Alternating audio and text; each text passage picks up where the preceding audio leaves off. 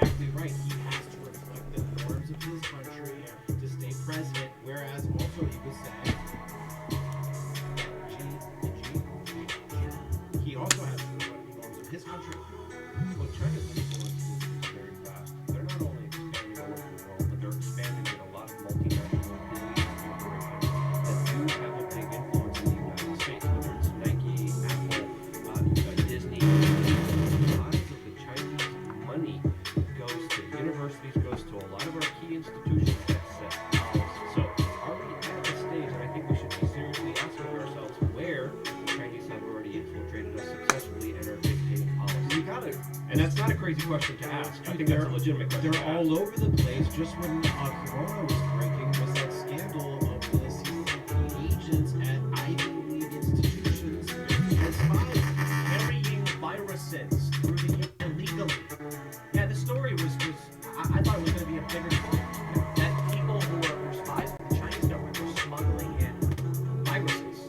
No joke. I hate that the CCP is considered the Chinese government. That's like calling the Nazi Party the German government. And they like co-opted that country to violent subterfuge. And they like Mao's communist revolution basically seized control of that country as a monarchy. Well, they rule with an iron fist. They have social credits, or you say the wrong thing, and some jurisdictions in China, they will take you, put you in a police room, tie you down, and make you apologize on camera, doing unspeakable things to you. Again, it was surprising also to see a response from Naomi Wolf, surrounded.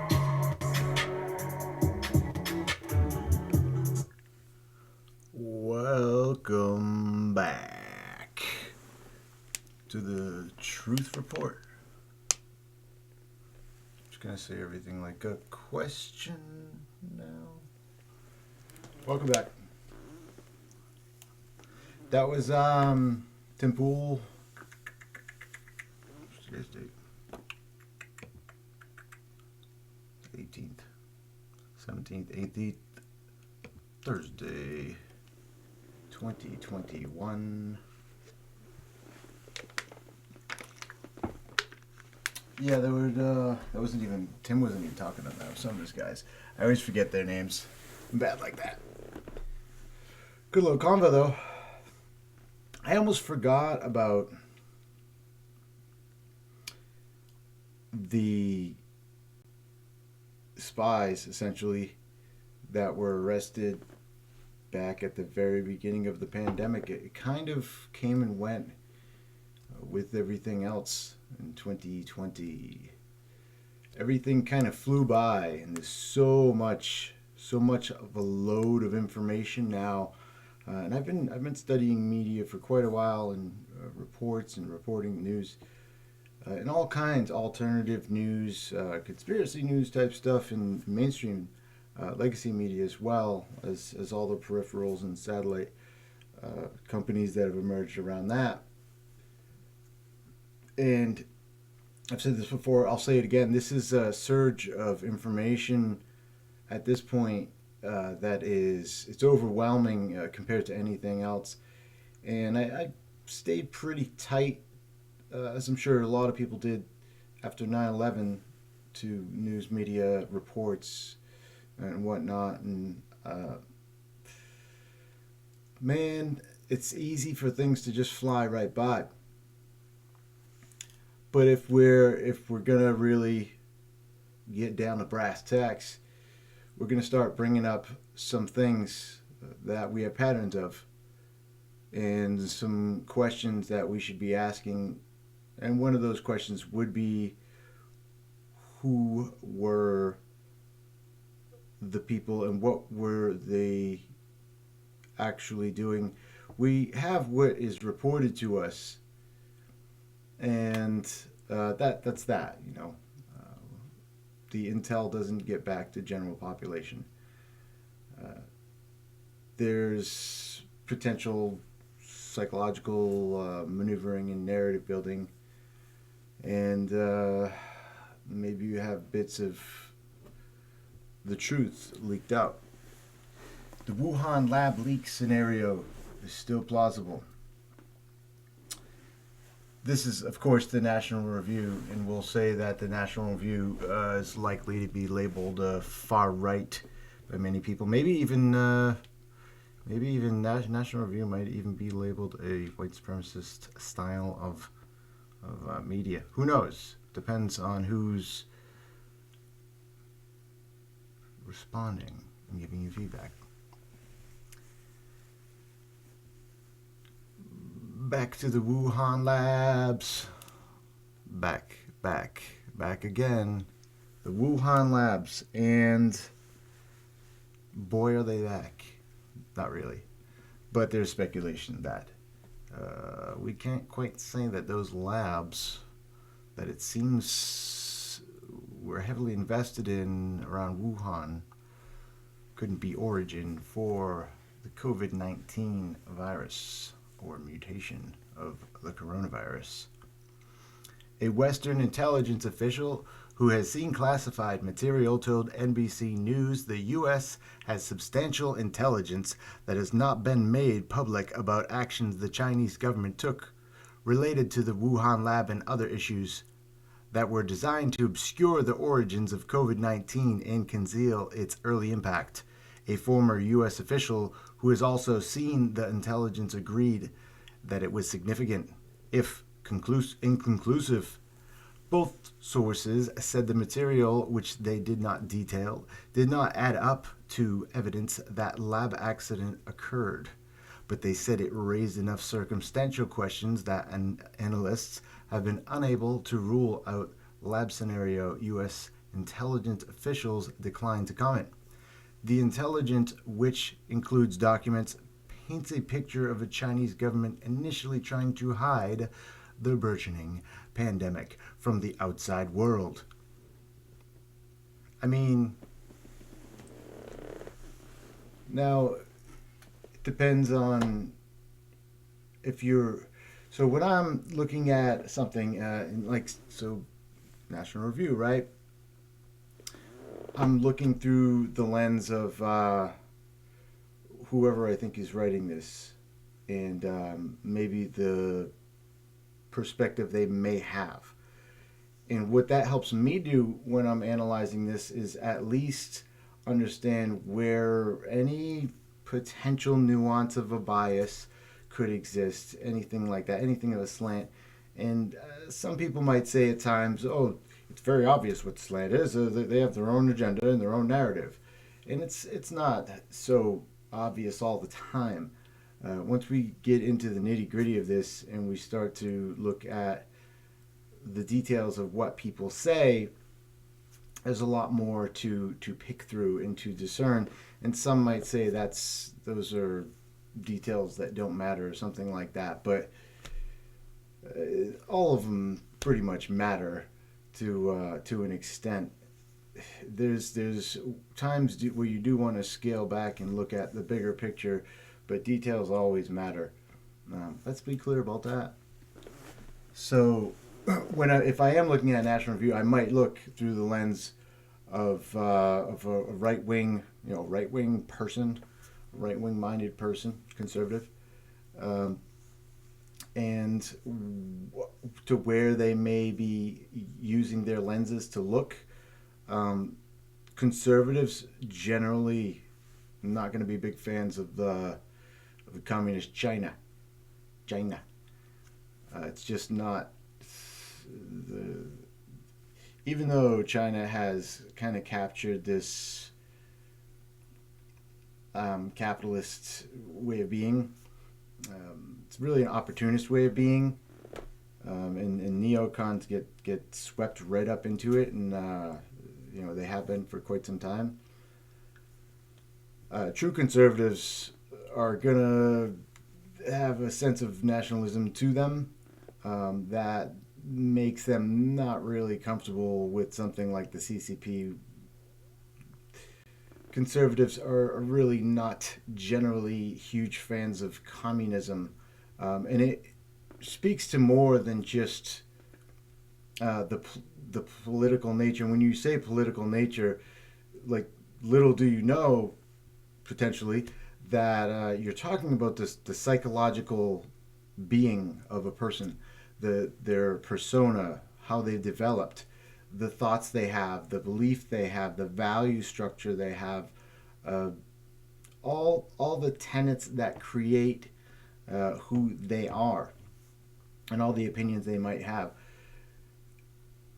People are totally allowed to just think differently than you, and it should be okay. Like, we should be able to talk about the fact that we're different. The things that are happening right now is we have people that are feeling very threatened by one another, and that's what's leading to the rhetoric that we're seeing now. Sorry if I'm getting too far away here. Get too comfortable.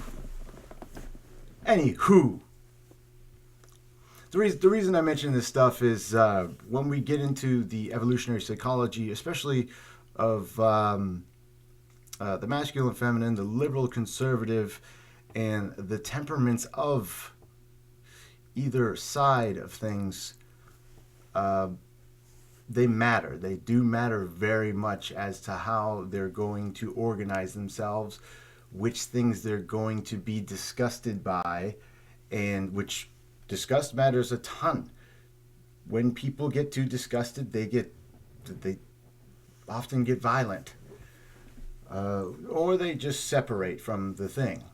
So there's a lot of stuff to talk about in all this. Anyways, I'm not going to get too far into this. I've already gone far enough. So just in reference, when I'm talking about a source and a lens, this stuff might matter.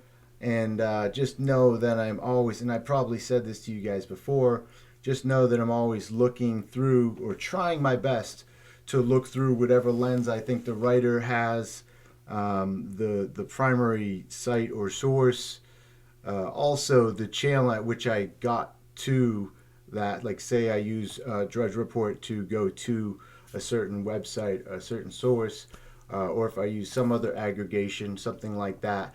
I'm always thinking of their angle too, and their overarching narrative potentially. And the reason why is just to be aware, just so I know that I'm not being obtuse. And if you're not aware of these things, it's really going to be easy to be duped in 10 different directions, and it's going to be really tough to discern. And that's why I do this, is because I've been doing this for a long time, not in this way, but on my own. But now I'm going to do it this way. So you guys might find some of this useful, and that's ultimately like why I'm doing this, is I've just spent a long time doing it already, so I might as well continue and see if we can make something good come of it.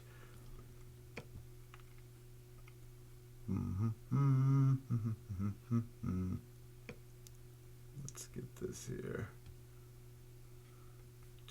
Joe Biden won't speak out against the I always forget how to say that. Uyghur genocide in China because it's their quote-unquote cultural norm. Life News I'm not super familiar with. Might be a pro-life site, who knows. First time I've seen them. But I found this cruising. Interesting though, I did watch Joe Biden say this earlier, and you can judge it how you will. Oh, I think we can play it right here. We'll see.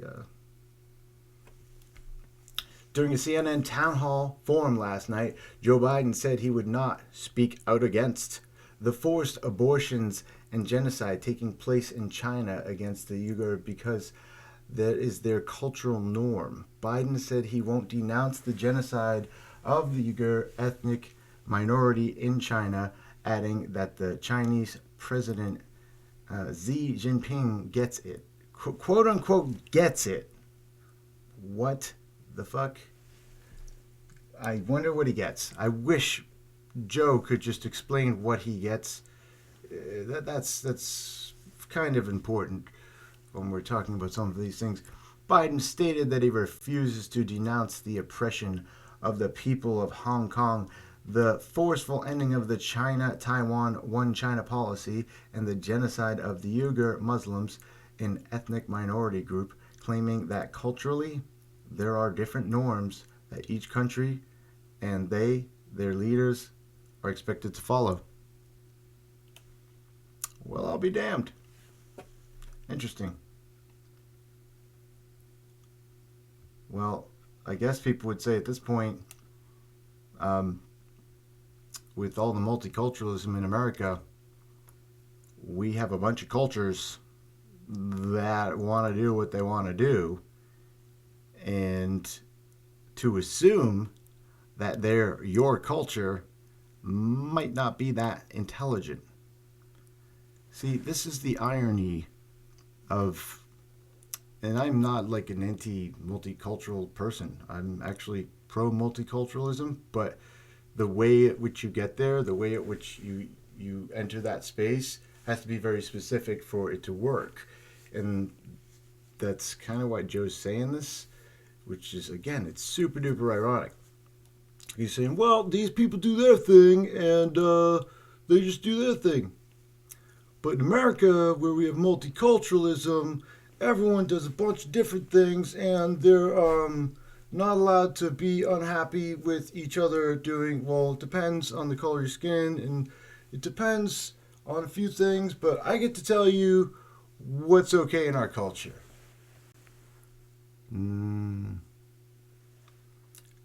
Joe Biden deciding what your America is. Here's some opinion. This is a separate opinion piece, guys. I'm going to put this on. Actually, before I even do that, I'm going to put this on for you. Let's hear this. You know, Chinese leaders, if you know anything about Chinese history, it has always been time when China has been victimized by the outer world is when they haven't been unified at home. So the central, to vastly overstated, the central principle of Xi Jinping is that there must be a united, tightly controlled China. And he uses his rationale for the things he does based on that. I point out to him, no American president can be sustained as a president if he doesn't reflect the values of the United States. And so the idea, I'm not going to speak out against what he's doing in Hong Kong, what he's doing with the Uyghurs in western mountains of China, and Taiwan trying to end the one China policy by making it forceful. I said, and by the way, he said he gets it. Culturally, there are different norms at each country, and their leaders are expected to follow. He gets it. What does he get, Joe?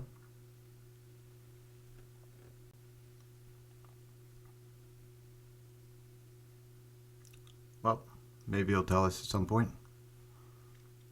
I think from what it sounds like he's saying, he gets that cultures are different, and that we just accept that cultures are different. It sounds like he's bending the knee to China, is what it sounds like to me. But that's just subjective, so I don't know. You don't have to agree with me or whatever. Maybe he's not. Maybe he's just making a really valid point about how cultures are different, and China does best if it's not encroached on by any outer force. I guess it's relative as to what's best and what Chinese people matter. I don't know.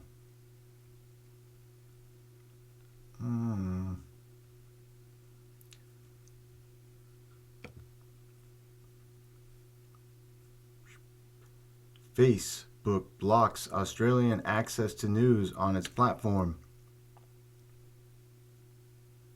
I mean, can I just move on from this? Can we just say that? I think it wouldn't have the impact though if we didn't talk about it a little bit. It's weird because if we said this in the past, we're like, I guess that's weird. But like if we did it previous to 2011, I don't think it would have been as big a deal because we would have been like, oh, that's weird. That's not cool. But things wouldn't have been hot enough for it to pop out. And people hadn't invested as much in social media. I mean, don't get me wrong. If you were on MySpace, you invested plenty of time learning how to code your favorite song and your favorite graphics into your profile. But this is different. Just because Facebook, Instagram, they're a bit different. They just became more popular than MySpace ever did.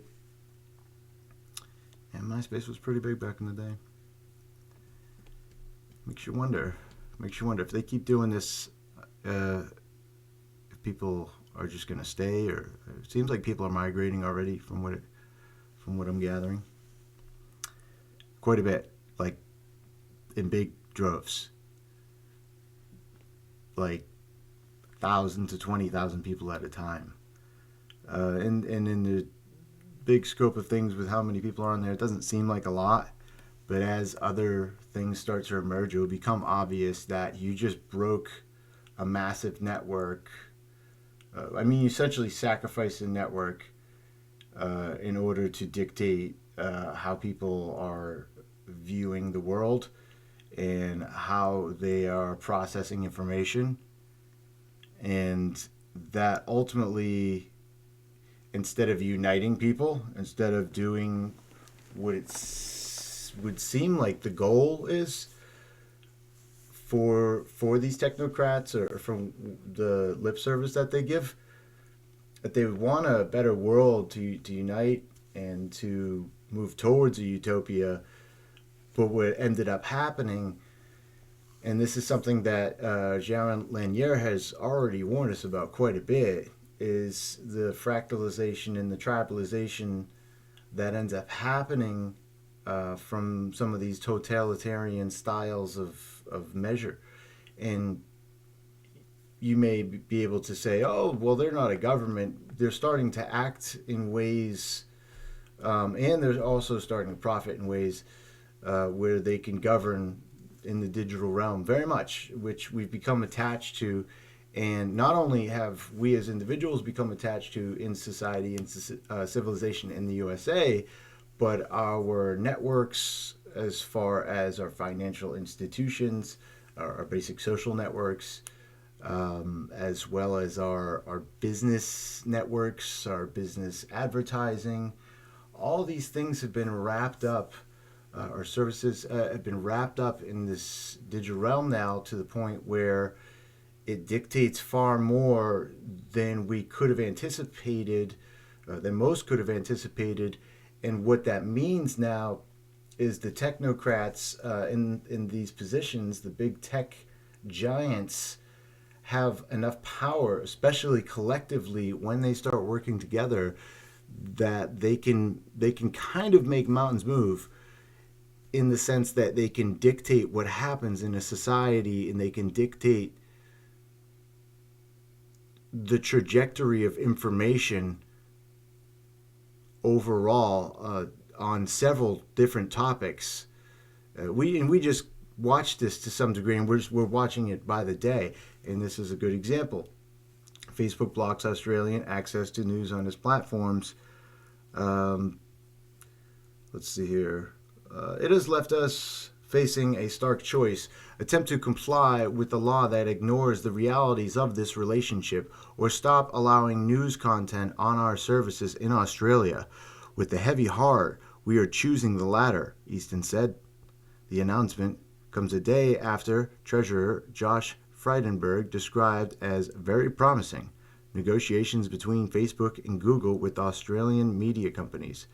Frydenberg said after weekend talks with Facebook CEO Mark Zuckerberg and Sundar Pichai, chief executive of Alphabet Inc., it is subsidiary Google, he was convinced that the platforms do want to enter these commercial arrangements.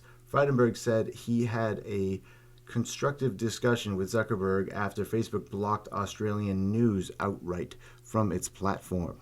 All Australian news not allowed to post on Facebook at all.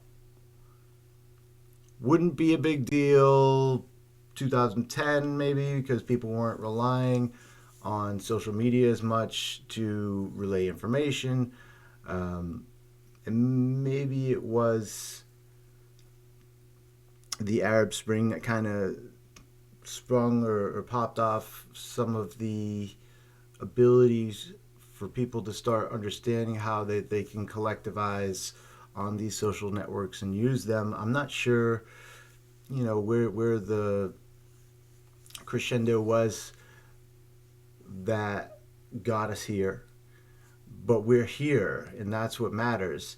And so this ends up being a bigger deal than just like, oh guys, it's a Facebook profile, who cares? These are networks now. These are things that people rely on to communicate with others, to do business, to create projects, to help one another, to make mutual aid networks, stuff like that. And these people don't care.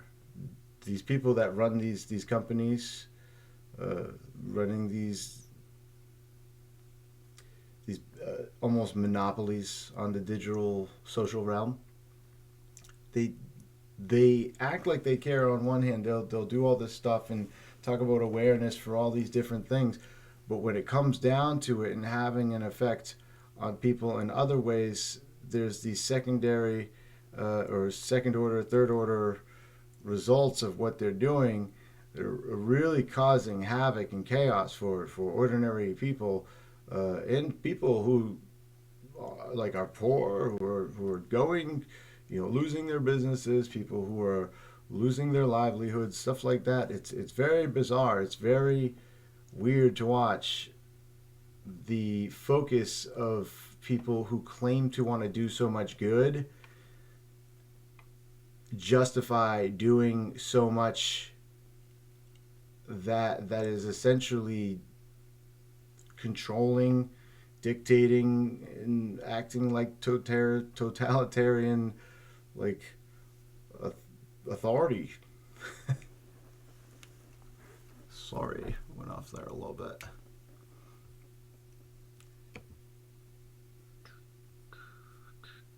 For any of you who know about Project Veritas, Mr. James O'Keefe, they've been doing the work, and the work is investigative journalism. They have a lot of times gotten people to be undercover, ask questions, gotten information, and they've been going after big tech now for a bit.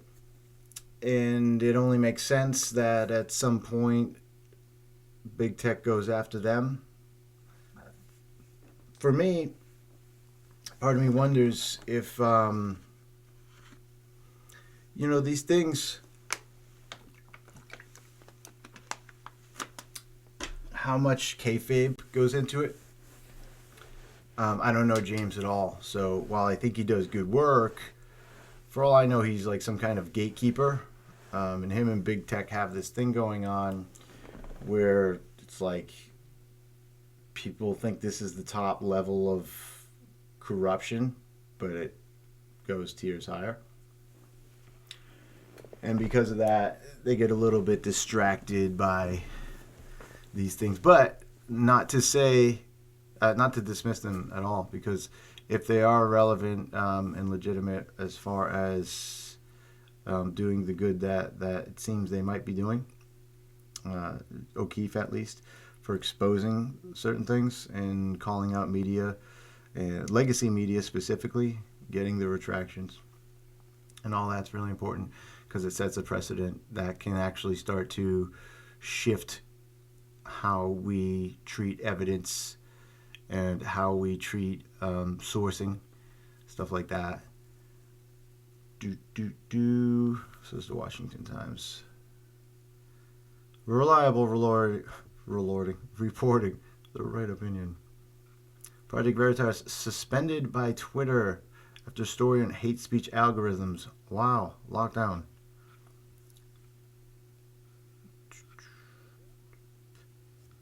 Yep. It's kind of interesting reason they tried to question, I think, the second in line or CFO, something like that, of was it Facebook? Let's see. Well, let me read this. Screenshots of Twitter's rationale to Mr. O'Keefe claim private information was posted without explicit permission. A YouTube video posted earlier this week featured Mr. Rosen outside his home during an exchange with Project Veritas Christian Hartsock. At issue is an internal Facebook call in which Mr. Rosen talks about a system that is able to freeze commenting on threads in cases where our systems are detecting that there may be a thread that has hate speech or violence. You know what? I think I had this. I said, what did I say before? So I don't know if someone reported me on Facebook. It was within the past year. There was a Swedish guy, and he kept lying. Like he's good at reframing, and essentially like straw manning. And he did it in a creative way, where to the naked eye it would be like if you didn't know how to call it out to people. He most of the time gets away with that, and those types of people do that. They like to straw man. They like to reframe, and be like, "Oh, you're saying this," and it's like, "No, I'm not saying that. I'm saying this," and then try to create false dichotomies as if there's like these two simple sides to a thing, and that you're this thing. And this is one of these guys. He was he was European, and he was very concerned with right-wing white supremacy and all that stuff. It just all the socialist talking points were always on his jam. He was scripting. He was smart though. Like he could source some of his stuff, so that's why I kept him around. It's because like he seemed useful to some extent, and then the Trump thing threw a lot of people. Did the opposite for me. I didn't become a Trumper by any means. I still feel the same about Trump I always did, but it made me realize that people aren't necessarily interested in the truth. A lot of times they're just interested in whatever makes them most uncomfortable, and conjuring you could say the postmodern scripting into reality, into ruling the philosophical domain of man, or some shit like that.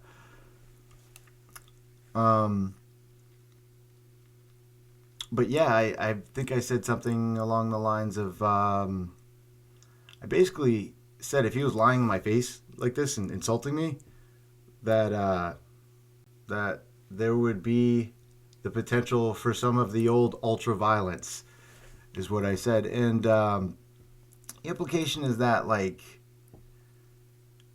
look, I don't know how it is where everyone else is from and what they do, but if a man's gonna sit in your face in person and lie to you and insult you, some people might take action to that. They might slap the dude across the face or something like that. And I'm not saying it's wrong or right.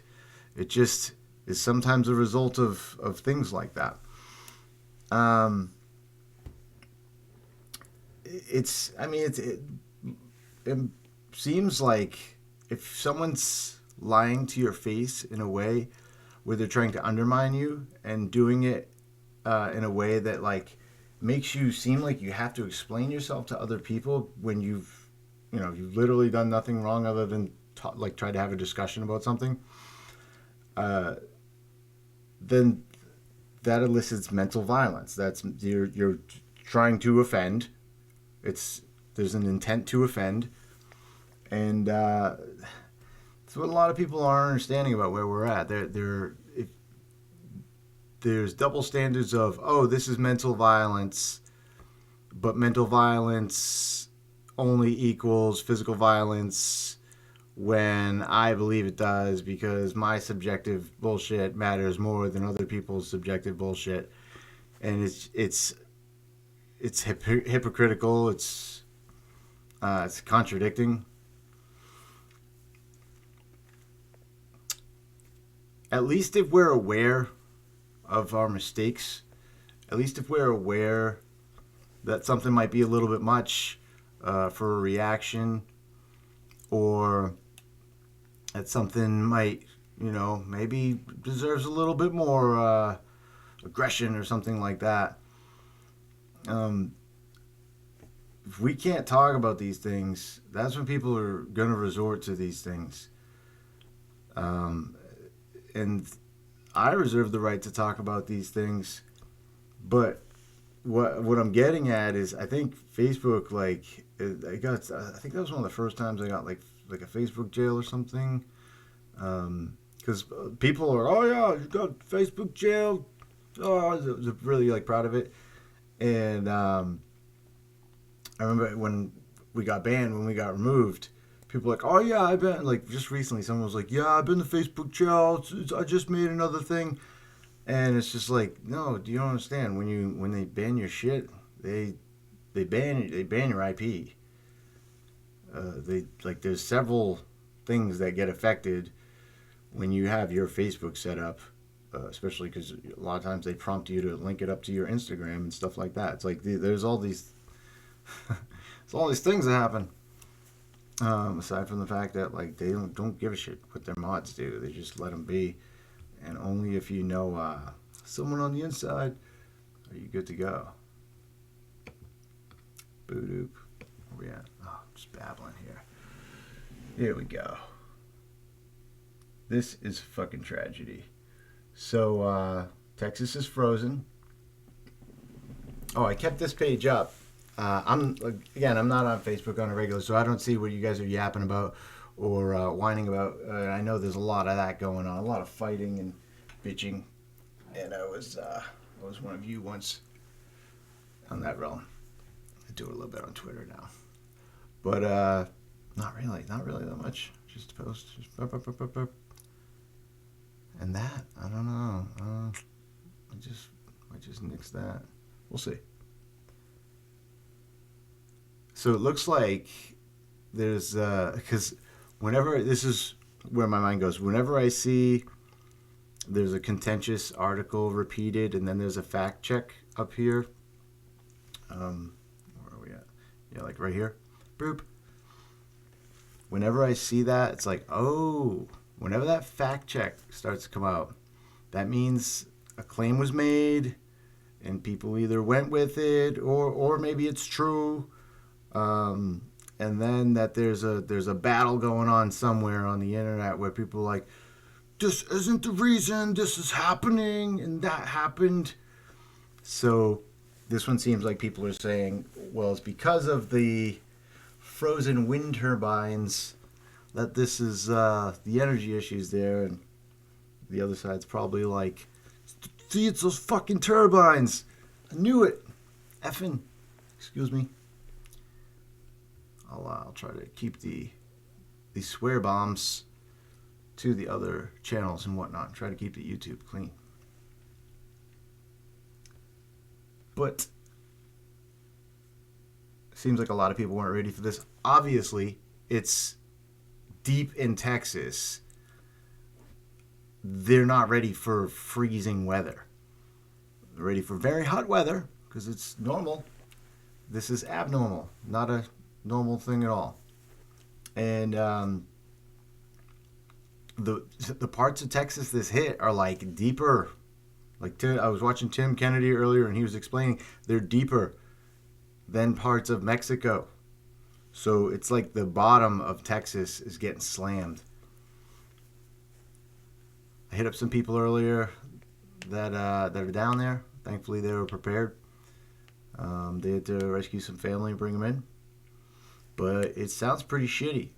Pipes are bursting all over the place. The infrastructure is not in a good position.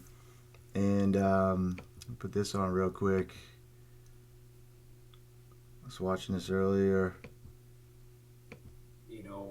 Take a cold shower and Tim Kennedy. use your water heater a little less. Like, these are all things that would go a long ways. So FM 2176, it is the Army's Guide to Survival. And I'm going to leave you with this. There's a lot more to do, and a lot more to talk about, and a lot more to prepare. But so they have this survival acronym. And the first one is to size up the situation. So let's do that. So S, survival. Size up the situation. Okay, to get an idea, well, go check out that post if you get a chance. He says, warning from ERCOT, Electric Reliability Council of Texas. If these rolling blackouts fail to successfully redistribute power to networks in a deficit, we might see a total grid collapse throughout the state. A total grid collapse could mean loss of power for weeks, if not months. Multiple cities throughout central Texas have completely lost water and power. He posted that 11 hours ago. So it seems, hopefully everything just goes well, and those redistributions, those rolling blackouts that they're having are gonna solve things a bit. But I guess it could get worse there if that doesn't happen. So we got a bunch of stuff going on in the world, as always, and I'm going to be adding some of these stories to the site in the link section. So just before I let you guys go here, when you come to the site, this side over here will be the most updated, and I try to update it every week.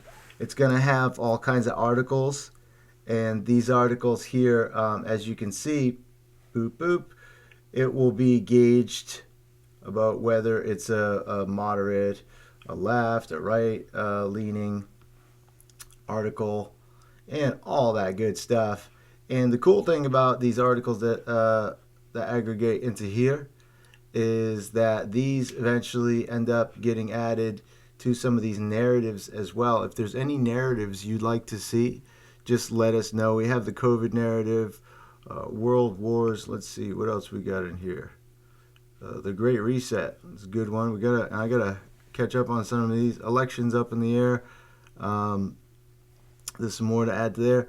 There's always more to go over, guys, and add, and we're gonna keep on doing that. I got some stuff to write up, some stuff to finish for you guys, and if any of you guys are interested in contributing to the website, you can contact us. I will put the links in our information section below. And get in touch with us there.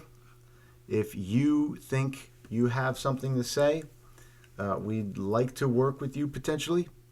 If you have an insight at a company and you would like to do some investigative journalism, some citizen journalism with us, it seems like that's a great direction.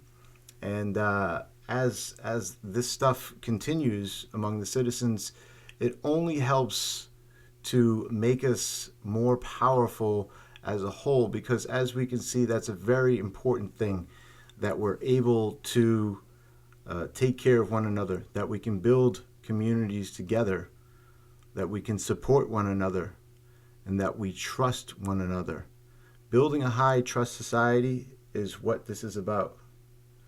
Building something that's worth living in is what this is all about. Find a skill, find a hobby. If you know you don't have enough, find a new one. I think everyone should train physically, mentally. We should study. We should practice a martial art. Work with the shadow, whether it's mental, whether it's physical or emotional. Work on facing yourself always, and that will help you face everything else. Thanks for watching, guys.